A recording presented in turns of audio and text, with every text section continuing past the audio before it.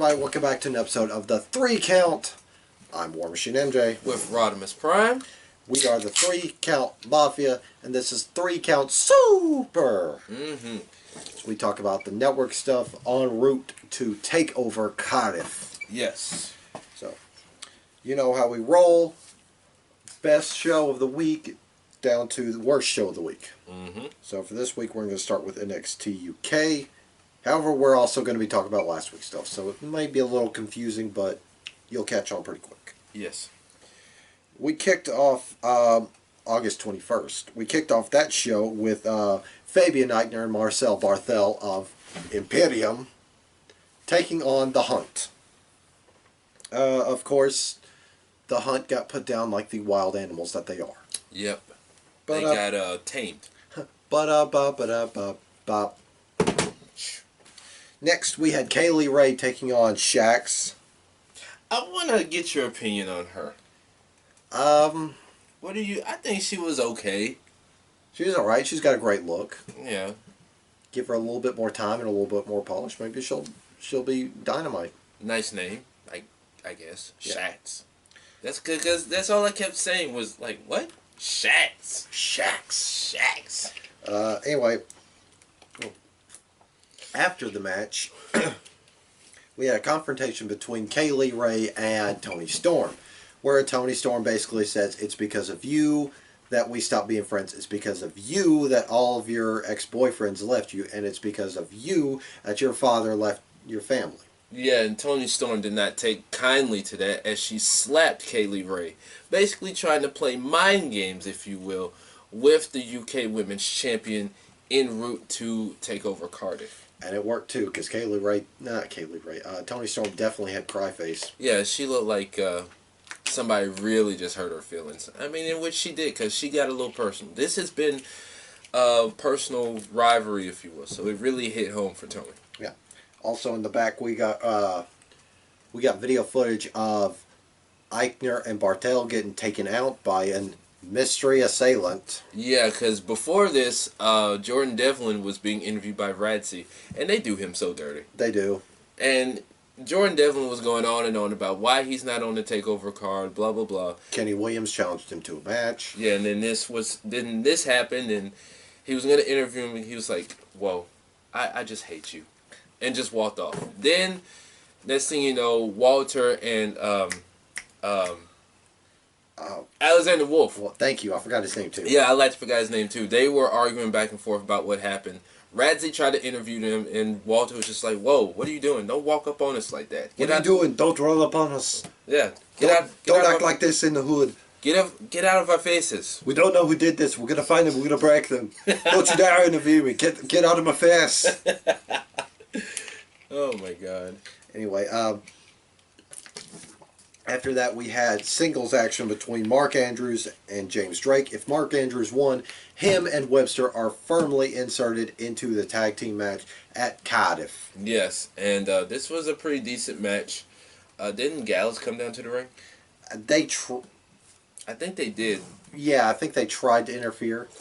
But Mark Andrews got the win, so it's now a triple threat in Cardiff.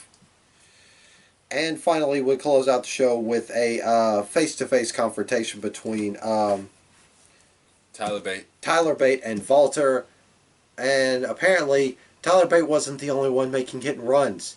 Trent Seven came out of nowhere. Came out the bench. Yeah, and the crowd just went crazy. And then Walter came down. I think Alexander Wolf came down. He got taken out. So it was now between Tyler Bate and Walter, and the big strong boy was left standing. He held the championship title high above his head as Trent Seven was just clapping on his boy leading up to Cardiff. So like we said, this match is going to be a barber. Yep.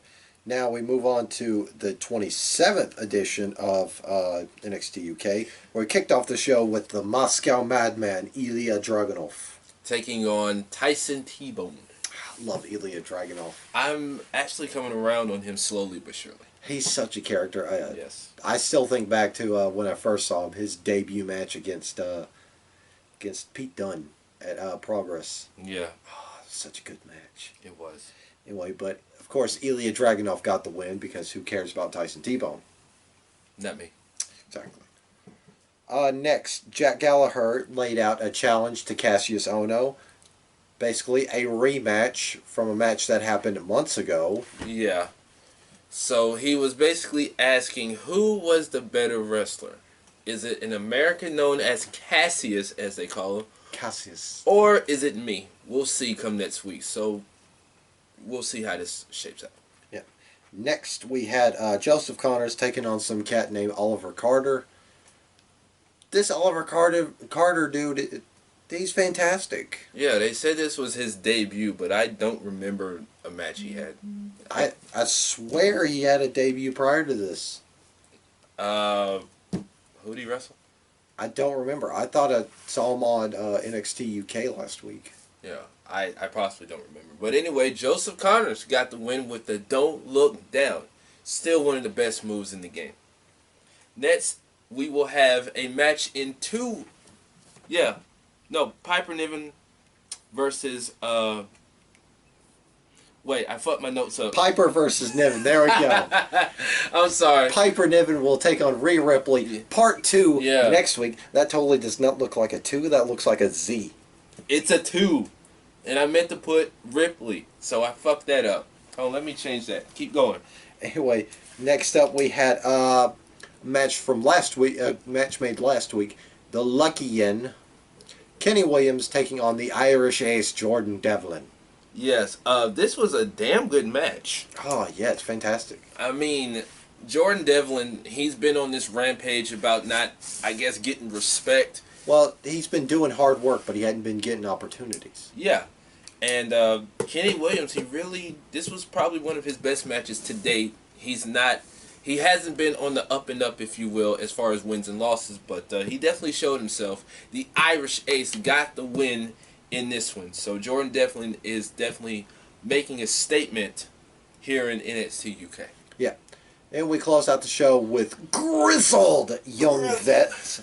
As Zach Gibson was going on a tirade about how this match at Cardiff is unfair, he started to name drop Gallus as, hey, Yeah. whoa.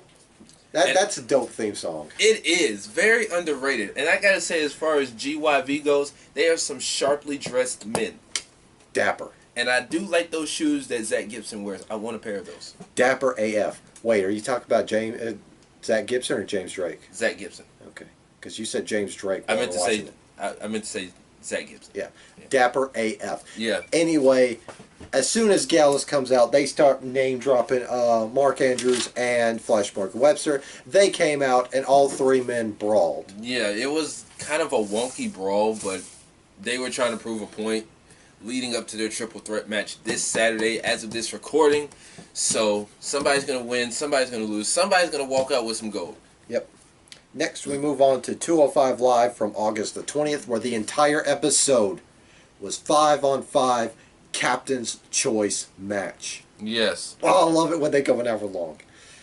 Anyway, Team Lorcan was comprised of Gentleman Jack Gallagher, Humberto Carrillo, Akira Tozawa, and Isaiah Swerve Scott, and of course, Oni Lorcan himself. Isaiah Swerve Scott with that lame-ass theme song, I swear. Yeah, he's got that, He's got like that Brian McKnight bullshit type thing. there we go. Like, God, it's so terrible. I'm sorry. He's a good wrestler, but his theme song sucks. Yeah, give him a theme song by the Temptations. There we go.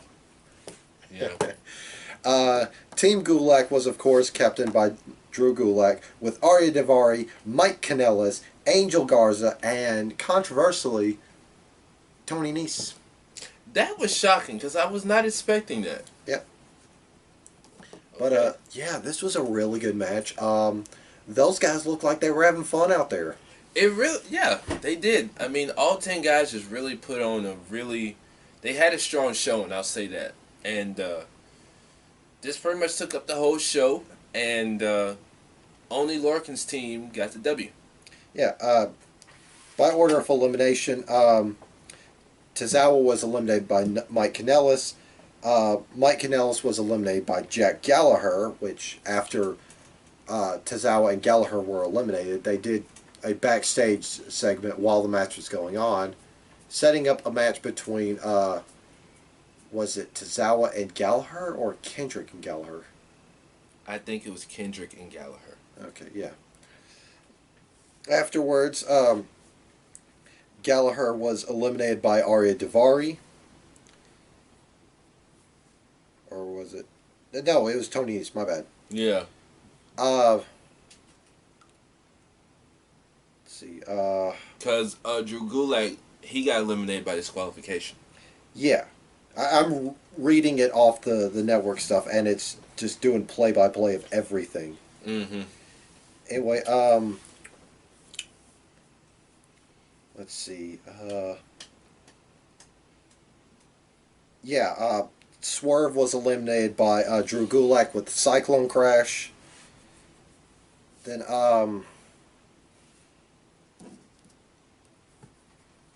Gulak eliminated himself by disqualification when he took a steel chair to Oney Lorcan, who was just on a berserker rage. Then Arya Daivari was eliminated by Oney Lorcan. And then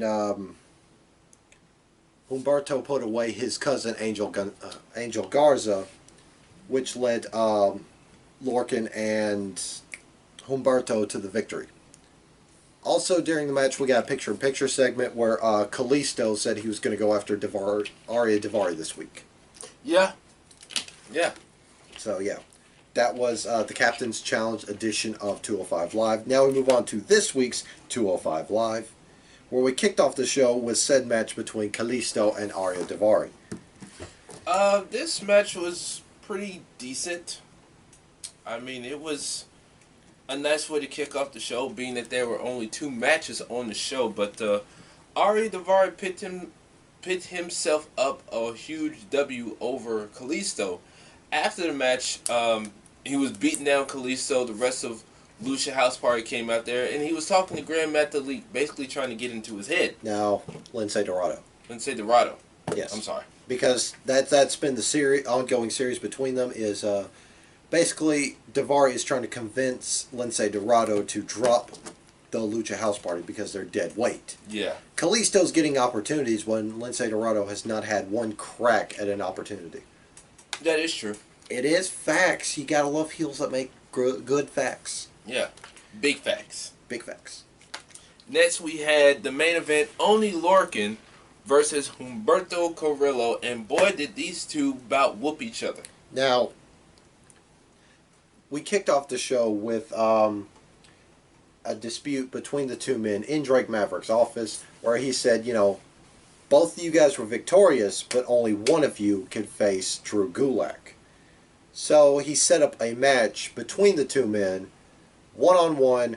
Winner goes to Clash of Champions. Now, before Drake could get what he was saying out, Oney Lorcan just said, I want Drew Gulak for the championship. I want to face him. And I think Drake Maverick was thinking in his head, like, dude, let me finish what I got to say. Like, he just automatically said, I want Gulak. Yeah. Okay. We get it. But this was a dynamite match. These men were about ready to kill each other. Man, they put on one of the best matches of the week. But, these two went out there and just turned it up a whole nother notch. Oh, yeah. And Humberto Carrillo got the victory. So he will go on to Clash of Champions to face Drew Gulak for the championship. And Drew Gulak got on the screen and,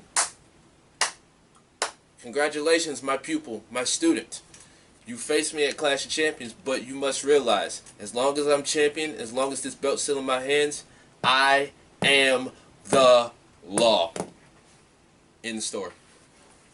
I like this version of Drew Gulak. I do too. It's way better than the other version, because that was just kind of annoying. But how could you forget his PowerPoint presentations? Oh my God.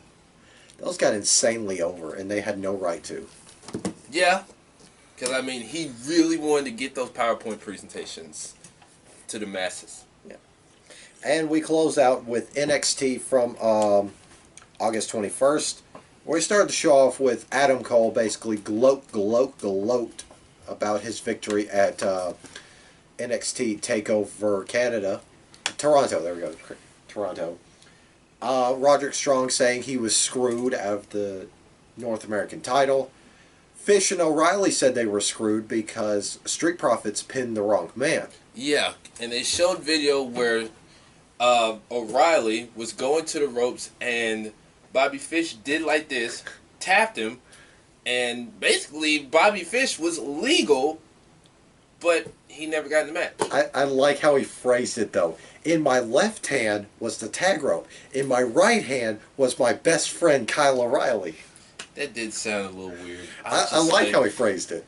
Yeah, but I was just like, that kind of don't sound right. I got what he was saying though. Yeah. As the Undisputed Era were heading up the ramp, Jordan Miles popped out, the winner of the 2019, almost 2019 Breakout Tournament. Championship in hand, looking like he was either going to start with his Mormon spiel, or he was going to join Right to Censor. I say Right to Censor.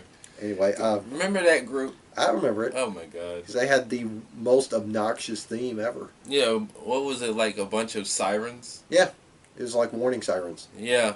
So Adam Cole said, "Wait a minute, you're gonna challenge me for my title? Are you that stupid?" He said, "Listen, if you do that, I'm going to make your career an undisputed failure, and I'm going to show you why I'm the real champion here." And then what did Jordan do? And when Adam Cole went for it, and Adam Cole was just looking like, "Mother, I know you didn't just do that." And Jordan just walked off with a smile on his face. he's going to go find Steven Richards. Oh, God. Or what was the Godfather's name in Right to Censor? The Good Father. The Good Father, yeah. Or Bull Buchanan. Yeah. I remember him. Ugh. Right to Censor was something else. Oh, yeah. Next, we had Mansoor taking on Damian Priest. I thought this was decent. Yeah, it was. Mansoor's pretty good. Mansoor, he's come a long way. Damian Priest, on the other hand, he's over like Rover. Yeah, he's still dishing out the punishment. Yeah. Martinez. Yeah. But, yeah. Mansoor got eaten alive by the Archer of Infamy, Damian Priest. Yeah. Next, we had Mia Yim taking on Vanessa Bourne, and Vanessa Bourne got beat. Yeah. No surprise. No surprise. She didn't protect the neck. Yeah. The vision, as she likes to call it, was not clear for Vanessa Bourne. Afterwards, the women's champion Shayna Baszler said, "Look, you're badass. You ain't got to stand against me. You can stand right beside me as part of the 4 horsewomen." And the other two were on the apron on the other side of the ring, and she tried to take them out. But Mia Yim basically got a taste of her own medicine because she got laid out by Shayna and her crew. Yeah. And we'll talk more about her on the next episode, which was this week. Yeah, next was a video package between Dijakovic. I still say Dijakovic. It feels easier to say. Yeah. Dominic Dijakovic and Keith Lee, basically recapping their entire history on the indie scene. Yes, they had tons of matches prior to WWE. I mean, you go back from PWG to some of the indie promotions.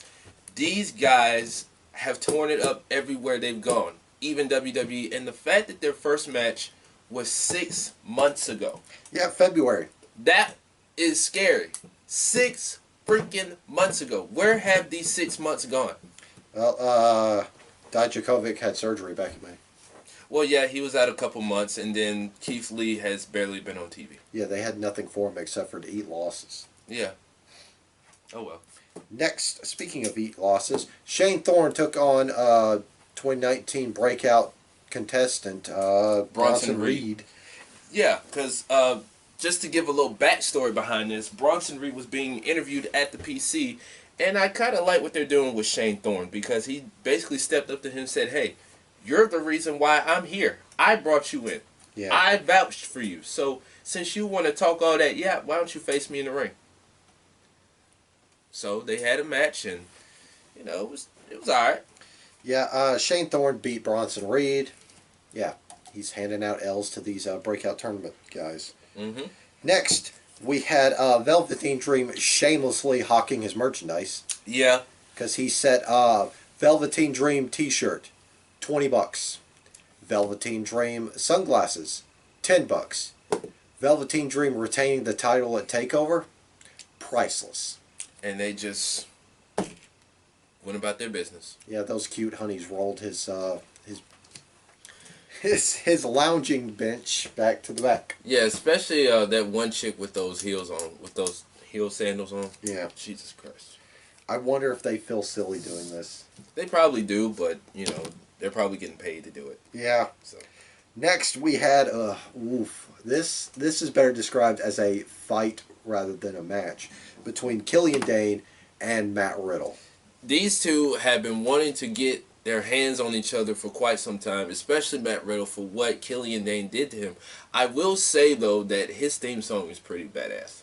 Oh, Killian Dane? Yes. Oh, it's great. I love it. I like his entrance, though, but Matt Riddle came out of nowhere. He was wanting to give Killian all the smoke. Both guys wanted to give each other all the smoke. Yeah, that man went from bro to bro. Yeah, like, bro, you know I'm finna beat your ass, right? You know I'm finna give you all this motherfucking smoke. What up with it? What up, though? Yeah. Killian Dane got the victory. However, it was far from finished. In fact, we ended NXT on them fighting in the back. Yeah. And then there was an exclusive where they were brawling some more. Yeah, where they were brawling outside the outside Full Sail, almost at PC. Yeah. But yeah, that was last week's NXT.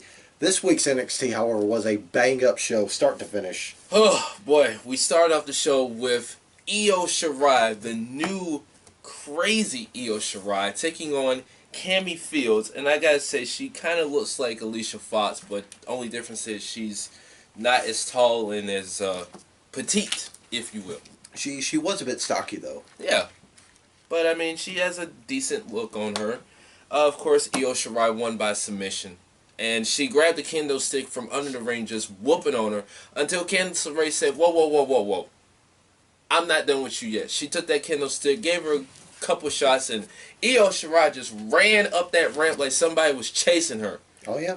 This is far from over between these two. Candice LeRae was making a statement here after the match.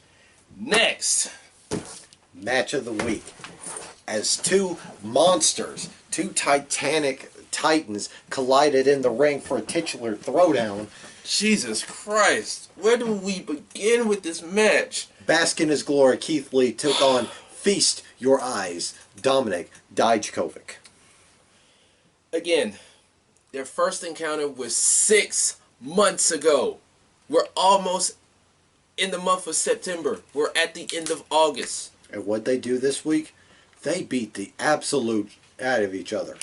Golly, what the F? Like, bruh, there is no reason for these guys who are like 6'6", 6'7", 6'8", 300 plus pounds doing moves that they shouldn't be doing. Like, for example, Keith Lee, they were on the top rope. Keith Lee did a Spanish fly off the top rope. This guy is what, 320, 350? At least, yeah. He did a Spanish fly. I was just like, I'm done. I'm done. And then Dijakovic hit a tope, a running tope to the outside, landed plush. Jesus Christ, this was... I was exhausted after this match because this was unbelievably stupid in a good way. And Dominic Dijakovic got the W, so they're 1-1. Well, No, it was a draw. Yeah, because they no, the first match they both got counted out. The first match was time limit draw. Yeah. This match, Dijakovic won. Yeah, you almost said 1-1. Yeah, I almost did because I meant to say like Keith Lee is 1-1. Yeah. Yeah. Anyway, Dominic Dijakovic got the win. Yeah. He got the win with a plucking Keith Lee off the top rope, going for a feast your eyes. And both guys got a standing ovation, and rightfully effing so. I like Djokovic selling at the end of it. He was just like surprised, like the rest of us. Jesus Christ! Just talking about this match, I had to take a swig of my drink. Anyway, next we had a Johnny Gargano video package, which you know what that means if they start looking at his career. Yeah, main roster. Call up time. Yeah. Basically, just rolling through all the highlights of his career in NXT, from the Tag Team Classic to DIY, winning the North American title, the NXT titles. His one North American title defense, and Yeah. he lost it. And he lost it. His one NXT championship title defense, and he lost it. And he lost it. And then, you know, he's had one hell of a run in NXT. One of the best to ever do it at Full Sail on that brand. And the question is, where does he go from here? SmackDown Live. Versus Daniel Bryan. Book it. There we go. Or Raw versus AJ Styles. Next, we had the greatest promo of the week. Oh my God. Because it started out as Shayna and her goons go into the ring. And before Shayna could even say a word into the mic, Rhea Ripley comes straight out of nowhere. And the Mosh Pit Kid, as they call her, she got a standing ovation. The crowd, Full Sail popped when her music hit. Soon as the music hit and she came out, boy, Shayna grabbed the mic. She snatched it out of her hand. She said, "I know what you're about to say. You say you've beaten everybody on the roster, but you ain't beat me, bitch." I'm done. 10 stars. Mic drop, fire. 10 stars. Oh my God. That crowd went super ape-ish. Next, it was announced next week that the Velveteen Dream Experience will be taking on the finest Kona Reeves. Oh, Jesus.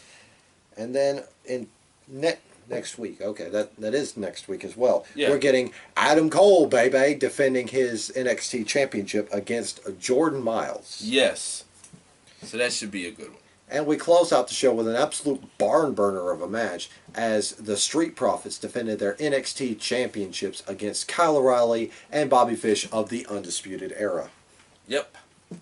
Now, this was going to have a decisive winner, unlike the TakeOver show from SummerSlam weekend where there was controversy, but this time, no controversy. This was a very good tag team match. Both teams just laid it out on the line. The Street Profits did everything they could to keep their titles. However, the Undisputed Era are your new NXT Tag Team Champions. The first ever three-time Tag Team Champions. So yeah, Undisputed Era has all the gold so far, except that North American Championship. Yeah, but they'll be working on that soon. Yeah. The prophecy will be realized. Yeah. But yeah, Undisputed Era is that much closer to making NXT undisputed. Yep. Especially when they move to USA. Oh boy. Then they can make USA undisputed. Yeah. We've talked about that, but yeah. Yeah. So overall, looking at the network stuff from this week, NXT definitely takes the top spot this week. From Dijakovic and Keith Lee, Io Shirai doing her thing, Rhea Ripley with the promo of the week. That tag team championship match. Yes, the whole show from top to bottom just took the top spot. Second comes 205 Live, and NXT UK comes at a distant third. Even though Zach Gibson was on the show, we still got to fault the rest of the show for not being Zach Gibson. Right, because it was not grizzled enough to take the top spot. Yeah. But what you gonna do? So yeah, that's 3 count super for network shows. Yep. Before we go, you hate his ugly face but love his opinions. He has a podcast. Yes. Prime Talk with Rodimus Prime on the Castbox app. So. Yeah, where he tells you how to be ugly and a dummy. Oh my gosh, shut up. I don't do all that. No, he does talk a lot of sports, though. Yeah, he's going to talk about Andrew Luck recently, huh? Yeah, Andrew Luck recently retired Now, I can't fault him for that. I wonder how mainstream felt about that, being that the Colts are his team. Yeah, he basically said, well, you know what? I could see that because injuries, whatnot. Yeah. I just told him, listen, man, your team, your Colts, you and your Colts are straight out of luck. Your luck just ran out. Yeah, from what I read, they brought in Brock Osweiler to try out for the team, and Jacoby Brissett is their starting quarterback. Hmm. So, I mean, they could still have a decent season, but, I mean, I don't know. I could understand Andrew's point from getting hurt, rehab, because that takes a lot of toll on your body. Isn't he still in his 20s? 29. Yeah, and to retire so young, that's a thing, man. And I will say this, and I've talked a lot about this. The Colts organization has said that they will not recoup the $24 million they're paying him. Oh, recoup as in he doesn't have to pay it back? Right. Okay, that's nice. Yeah, they're gonna let him keep the money, which I commend them for. Yeah, that's such a nice move, especially somebody who hasn't thought about leaving them in quite a while. Yeah, I mean, he's played 7 years. He's retiring early. I mean, hell, Gronk retired at 29, so, retiring early, I guess, is a big thing in football because, I mean, you play so many years and you deal with so many injuries, so I can't fault anybody wanting to, Well, I mean, the thing is, like I said before, health before wealth any day of the week. well, I mean, football is like most sports. It's always a young man's game. It's never an old man's game. Yeah. You have to be, really lucky to go as far in the sport, being as old as you are and not get injured. Yeah. I mean, look at Tom Brady. He's in his 40s at least. Yeah, he just turned 42. And how many times has he been on the bench for injury? Not many. I think he missed like a whole season one time due to ACL, but other than that, he hasn't missed a beat. Yeah, see, incredibly lucky. Yeah. I mean, you look at somebody like Cam Newton, he's doubtful for the first game of this new season, but, like I said, retiring early is a big thing as far as football goes, and I commend anybody, I don't care who you are, putting your health before wealth any day of the week, and that's what you got to do. Yeah. So, with that being said, I'm War Machine MJ. And I'm Rodimus Prime. We are the 3 Count Mafia, and we'll see you guys next time. All right.